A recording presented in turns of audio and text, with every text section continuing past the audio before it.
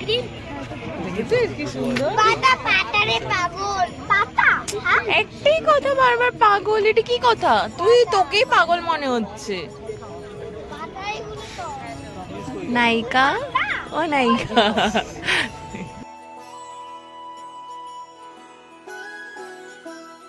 Hi everyone, welcome to my mini blog. তো কাল ছিল থার্সডে, আর থার্সডে মানেই কিন্তু পীযূষের ছুটি। আর ছুটি মানেই হলো ডোডো স্কুলে যাওয়া, নিয়ে আসাটা পুরোপুরি পীযূষের দায়িত্ব। তো নিয়ে আসার পরে আসার সময় গেছিলাম একটু বিগ বাজারে, যেহেতু শাশুড়ি মায়ের তারপর দিন মানে আজকে জন্মদিন, তাই একটু শাড়ি টাড়ি কিনতে গেছিলাম শাশুড়ি মায়ের জন্য। তারপরে বিকেলবেলা দেখো আমি রেডি হয়ে গেছি, কারণ আমরা যাচ্ছি ভূতনাথ মন্দিরে পুজো দিতে। বহু বছর পর এরকম কাঁচের চুড়ি বললাম, বারোগুতো মেলা থেকে কিনে ধরে গেছিলাম কিন্তু পরছিলাম না। তো পুজো টুজো দিয়ে সবাই বেরিয়ে ওখানে কিছুক্ষণ ফটো ফটো তুললাম, তারপরে চলে এসেছিলাম বাগবাজার ঘাটে। ওই চাটাও খেয়েছিলাম ওই ভূতনাথের মন্দিরের পাশে, একটা স্পেশাল কেসার দেওয়া চা বানায়, ভীষণ ভালো চাটা। তো তারপরে বাগবাজার ঘাটে বসে একটু মোমো, একটু ফ্রাই এসব খেয়ে অনেকক্ষণ কাটিয়েছি।